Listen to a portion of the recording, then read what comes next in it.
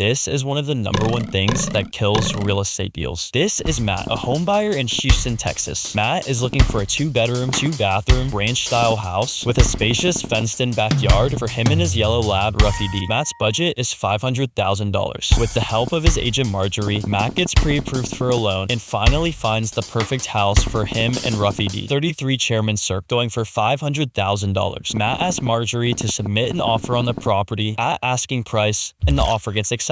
As the timeline moves forward, everything is going smooth. The inspection went well, Matt's financing is looking solid, and all that's left is the appraisal. If you don't know, an appraisal is an estimate of how much a property is worth. Lenders require them to make sure the property is actually worth what the buyer is paying for it. When an appraiser arrives at a property, their job is to determine the home's value. To do this, they look at similar homes that have recently sold. These are called comps. Once the appraiser selects a couple of comps, they adjust each one to make it match the subject property as closely as possible. Let's take Matt's property at 33 Chairman Circle, which is our subject property, and compare it to 2 recent sales. We'll call these sales Comp 1 and Comp 2. We'll start off by comparing beds and baths. All homes are 2 beds and 2 baths, so no adjustment is needed here. Moving on to square feet, the subject property has 1,800 square feet. Comp 1 has 1,650 square feet, which is 150 square feet less than our subject property. With the market averaging $50 per square foot, the appraiser adds $7,500 to Comp 1. That means if Comp 1 had that extra space that our subject property has, it would have sold for $7,500 more. Now, Comp 2 has 1,900 square feet, which is 100 square feet more than our subject property. The appraiser then subtracts $5,000 from Comp 2's value to bring it closer to the subject property. After square feet, the appraiser then makes additional adjustments for things like condition, renovations, lot size, and market trends. After all adjustments are made, the appraiser averages the 2 comps and determines the final value. And for Matt's case, 33 Chairman Circle appraises for $490,000, which is $10,000 short of the agreed upon purchase price. Marjorie sends the appraisal report to the sellers and asks them to reduce the purchase price to $490,000, but the sellers refuse. They won't budge and they won't even split the difference. That leaves Matt with 2 choices: either bring an extra $10,000 to the closing table or walk away. Matt sits down, crunches the numbers, and makes the difficult decision to walk away from the deal. Yes, it's disappointing, but that's exactly why appraisals exist. They keep buyers from overpaying and keep lenders safe from lending more money than a property's actually worth. I'm Aiden, a licensed real estate agent based out of Atlanta, Georgia. If you're looking to buy or sell anywhere in the US, I work with a network of top performing agents who are vetted for professionalism, experience, diligence, and client satisfaction. So if you want to be connected to one of those agents, shoot me a message